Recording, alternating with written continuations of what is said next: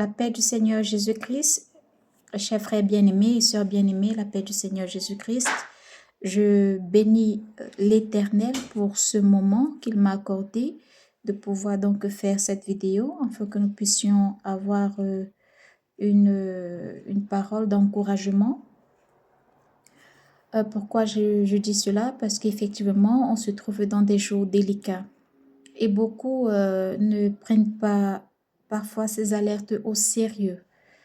D'autres disent bah, ça a à voir avec le Moyen-Orient, ça a à voir avec Israël, ça a à voir avec l'Iran, qu'est-ce que nous on a à voir dessus ou qu'est-ce que nous on a à voir dedans.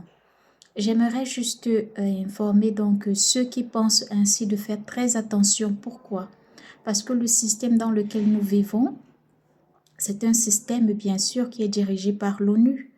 Même les nations, entre parenthèses, les nations dans lesquelles nous sommes nés, respectivement, nous avons ce qu'on appelle des documents, des pièces d'identité. Par exemple, si tu as un passeport et que tu te rends dans le pays voisin ou dans un autre pays, dans un autre continent, il y a un système qui a été mis en place pour définir si ce passeport est originel ou si c'est un faux.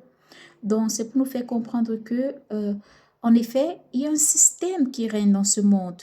Peu importe le pays où tu te trouves, je prends un peu le cas des pays africains. On sait très bien que avant la colonisation, le nom par exemple Côte d'Ivoire, le nom Cameroun, le nom Sénégal, ces noms n'existaient pas.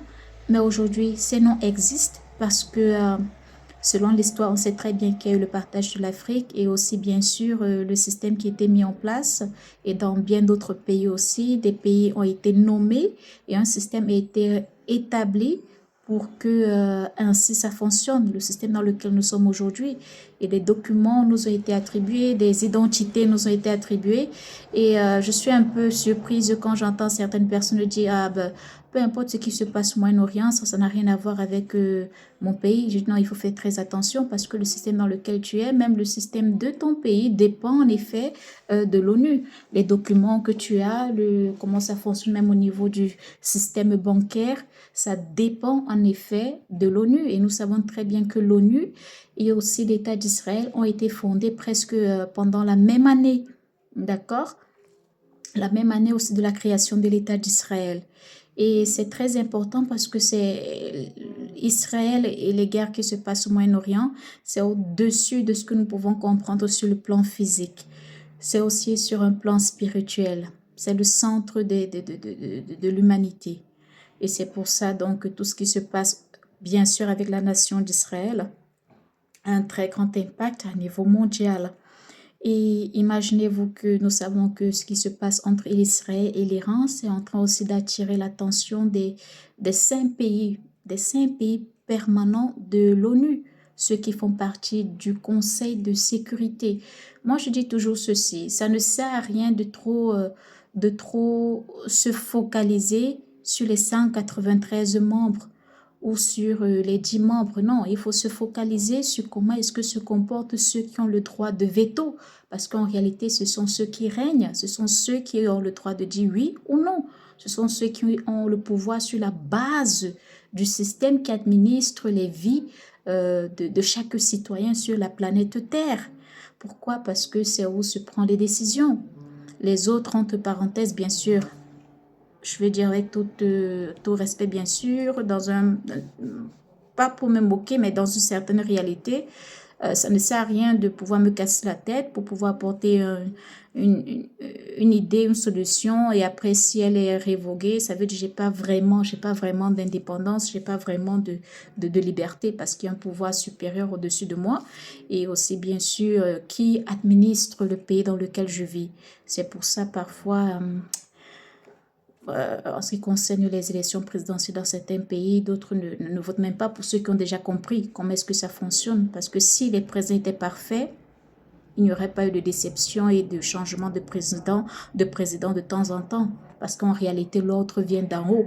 D'accord? Donc, c'est pour ça que je dis ceci, on doit se focaliser sur ceux qui ont le pouvoir de veto, leur comportement. Et nous savons très bien aujourd'hui que dans l'ONU, il y a 5 pays permanents. 5 pays permanents, ceux qui ont le droit de veto, les nations les plus puissantes sur la terre. Je parle donc de la Russie et de la Chine d'un côté, et de l'autre côté, nous avons les États-Unis, la France et l'Angleterre. Ce sont les 5 pays qui ont le droit de veto dans l'Organisation des Nations Unies. Et bien sûr, nous savons très bien que la France, les États-Unis et aussi l'Angleterre, et bon, avec l'Allemagne, ça fait partie de NATO, de NATO, et d'un côté, on a la Russie et la Chine. Mais nous savons aussi très bien qu'en ce qui concerne les bases nucléaires qui sont en Iran, ces bases nucléaires ont été aussi bien sûr euh, construites par la Russie. D'accord? Donc, on doit vraiment se poser la question, comment est-ce que cette guerre influence ma vie? Est-ce que je ne dois pas être en alerte en plus parce que ça a à voir aussi avec les prophéties bibliques? Si aujourd'hui nous avons l'ONU qui règne sur la terre, ça c'est aussi une prophétie biblique. C'est l'Éternel qui donne le pouvoir. Nous savons cela à partir du rêve ou encore du songe du roi Nabuchodonosor. L'Éternel avait déjà révélé au roi Nebuchadnezzar et aussi interprété par Daniel comment est-ce que les royaumes allaient se succéder sur la terre. Et aujourd'hui, on se trouve sur le royaume de quoi? De l'ONU, qui est le dernier royaume, un royaume unique, mais gouverné par plusieurs rois qui se sont associés par des alliances, par des traités, mais qui ne subsisteront pas. Ainsi comme le fer ne peut pas très bien se fixer à l'argile. Pourquoi? Parce que ces alliances plus tard, bien sûr, allaient être déchirées, allaient être violées, ne seront pas obéies jusqu'à la fin. Et on peut déjà voir cela aujourd'hui avec le cas de l'Ukraine et aussi avec le cas de ce qui se passe au Moyen-Orient. Il n'y a plus de confiance. D'accord? Ce qui veut dire aussi que bientôt l'ONU sera désintégrée. Pourquoi? Parce que les racines de l'ONU, qui sont ces 5 pays permanents, ils ne s'entendent plus. Ils ne s'entendent plus, mes chers frères. Et le système dans lequel tu vis, c'est le système qui a été établi. Si par exemple, aujourd'hui, tu as un compte bancaire et un contrôle, tu as une carte bancaire, ça a un contrôle. D'accord? Cette carte bancaire que tu as aujourd'hui, par exemple Visa, c'est quelque chose qui a été validé afin que ça puisse fonctionner partout dans le monde. Et c'est quelque chose qui a été établi, qui t'a été donné, que tu n'as pas eu le choix de prendre. Donc, tu ne peux pas dire que tu es indépendante ou tu es indépendant, tu ne vas pas vivre hors de ce système. Donc, ça, ainsi été établi. Donc, pourquoi est-ce que je veux attirer l'attention? Parce que même dans les prophéties bibliques, c'est le Seigneur qui l'annonce, c'est le Seigneur qui donne l'autorité. Et il a dit, quand donc arrivera le temps, bien sûr, nous nous trouvons exactement dans ce temps qui est donc la fin du royaume du pied de la statue de Nabuchodonosor, qui est aussi bien sûr le dernier royaume avant la venue du Messie. C'est réel, c'est réel. Et Israël aujourd'hui, qui est donc le pays au Moyen-Orient qui est en train de lutter en ta faveur, peut-être tu ne comprends pas, mais c'est en train de lutter en ta faveur. C'est vrai qu'ils ne sont pas 100% saints, mais au moins ils sont en train de préserver ce que, entre parenthèses, vous pouvez appeler la démocratie, mais aussi pour les chrétiens, parce que c'est où se trouvent toutes les preuves de la résurrection de notre Seigneur Jésus-Christ. D'accord? Et aussi beaucoup de preuves archéologiques sur la véracité des Saintes Écritures. Et donc, nous savons très bien que sur le plan spirituel, il y a une guerre qui se passe et qui est aussi manifestée sur le plan physique. Et c'est ce que nous pouvons contempler au niveau du Moyen-Orient.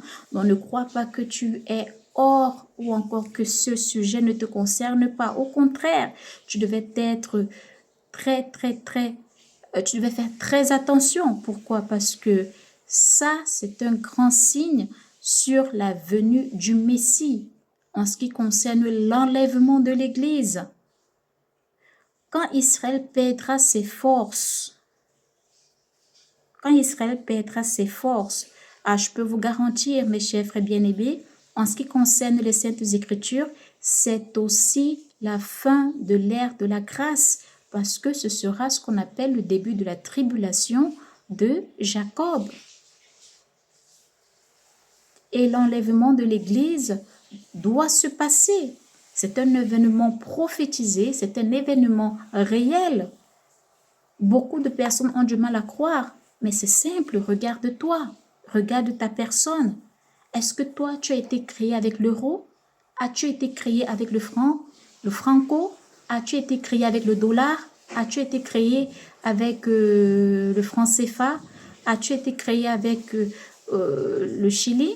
Ou peu importe la monnaie de ton pays, est-ce que tu as été créé avec ça? Non.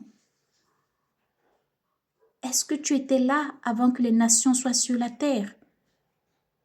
Non.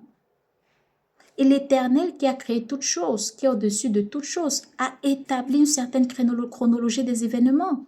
Et c'est pour ça donc qu'il nous a laissé la Bible, le seul livre qui est la lampe pour nous éclairer sur le pourquoi nous sommes ici. En effet, cette guerre Israël-Iran est en train de nous passer un message. C'est en train de nous passer un message, le message de l'imminence de la venue du Messie, l'imminence de l'enlèvement de l'Église. Cet événement supernaturel va se passer littéralement et physiquement. Apparaîtra le Seigneur Jésus-Christ ici, au ciel. Les morts en Christ vont ressusciter et les vivants en Christ, ceux qui se sont sanctifiés, ceux qui ont vécu la parole, parce que il y a beaucoup qui se disent chrétiennes, mais qui nient la force du christianisme. On sait très bien que l'évangile, il est éternel, il n'a jamais changé. À savoir se repentir des péchés et vivre dans la sainteté, s'éloigner du mal, défendre la justice, éviter tout ce qui est impur et qui peut nuire à l'âme. D'accord? Éviter le mal et ne pas être un objet pour nuire au prochain. C'est très important. Ceux qui se sont sanctifiés. Je suis passée pour vous donner aussi cette information pour ceux qui ne le savaient pas. Le Seigneur Jésus-Christ, très bientôt, apparaîtra dans le ciel pour l'enlèvement de l'Église. Et ce qui se passe en Israël, vous pouvez voir dans les médias ou dans les réseaux sociaux, beaucoup sont en train de sortir d'Israël. Ce n'est pas la blague ce qui se passe au Moyen-Orient. Ce n'est pas la blague. Et nous savons très bien que l'Iran va répondre. Ils ont une bombe sale. Et ça va passer bientôt à une guerre biologique. Et mes frères bien-aimés, cela aussi va s'étendre sur tout le monde. Même l'Afrique ne sera pas épargnée. Même l'Afrique ne sera pas épargnée. Pourquoi? Parce que même le système politique dans lequel se trouvent les Africains, ça a été établi. Ça a été établi. Dans le livre d'Apocalypse, le chapitre 3, le verset 10, je vais le lire ici, il est écrit: « Parce que tu as gardé la parole de la persévérance en moi, dit le Seigneur Jésus-Christ, je te garderai aussi à l'heure de la tentation qui va venir sur le monde entier. Il n'y aura pas où se cacher. Les dimensions vont se croiser. Les tremblements de terre, les guerres, les maladies, les armes biologiques et nucléaires. En outre aussi, les démons qui vont apparaître, le déséquilibre de la vie sauvage, soit les animaux qui vont se retrouver en ville, ce sera une catastrophe. Ce sera une catastrophe. Le Seigneur Jésus-Christ viendra. Il est nécessaire que ce système soit détruit. Il est nécessaire que ça tombe pour l'établissement du règne millénaire. Ce système est méchant, ce système est mauvais. Ce système est méchant, c'est mauvais. C'est pas bon. Et Dieu a fait la promesse et il t'invite aujourd'hui à l'accepter comme son Seigneur et Sauveur. Pourquoi? Parce que bientôt arrivera une transformation. Il faut se préparer pour évacuer la terre. Il faut se préparer pour évacuer la terre. La transformation bientôt se passera. Lui-même, il a dit, le Seigneur Jésus-Christ, vous serez comme des anges. Il dit à ses prophètes, va et dis à l'Église, à ceux qui se sanctifient, à ceux qui persévèrent dans la foi, à ceux qui persévèrent dans le chemin étroit. Va et dis-leur ceci, le jour de l'enlèvement de l'Église, ils auront un corps glorieux comme le mien. Même l'apôtre Paul l'avait déjà dit aussi. Et cet événement, c'est pour bientôt. Ça, c'est le message que la guerre Israël-Iran est en train de dire. Alors, quand vous entendez cette guerre, quand vous regardez sur les réseaux sociaux ou même par la télévision, dans les journaux, l'interprétation de cette guerre, c'est pour vous dire, préparez-vous, le Seigneur Jésus-Christ va apparaître. En Iran, en Israël, ils font leur papier, mais le message pour toi, c'est ça. Accepte le Seigneur Jésus-Christ aujourd'hui. Si tu veux le recevoir, répète cette prière. Dis, Seigneur Jésus-Christ, je me répands de mes péchés. Père éternel, Seigneur Jésus-Christ, je t'accepte, je vous accepte comme mon Seigneur et mon Sauveur. Pardonnez-moi tous mes péchés. Je reçois votre sang précieux et puissant. Remplissez-moi de votre Esprit Saint et guidez mes pas chaque jour. Père éternel, je vous en supplie, transformez ma vie au standard de la vie chrétienne que l'Éternel désire. Père éternel, puissant Seigneur Jésus-Christ, s'il vous plaît, Papa, gardez mon nom dans le livre de l'agneau de Dieu. Dieu le Père créateur, Dieu le Saint juge, Yahweh, Adonai, Hachem, le Dieu d'Israël. Père éternel, puissant Seigneur Jésus-Christ, que tout ce que je viens à faire, toutes mes pensées, mon comportement, ma manière de me vêtir, soit pour votre gloire, votre honneur, le salut de mon âme et de tous ceux autour de moi.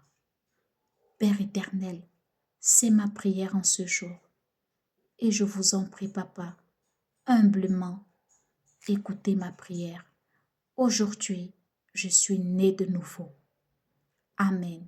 Si tu as fait cette prière, que le Seigneur Jésus-Christ te bénisse. Et n'oublie pas, quand t'entends guerre Iran-Israël, à chaque fois que tu as cette notification sur ton téléphone, à la télévision, dans les réseaux sociaux, le message qu'il te transmet en réalité, c'est que très bientôt, l'enlèvement de l'Église va se passer.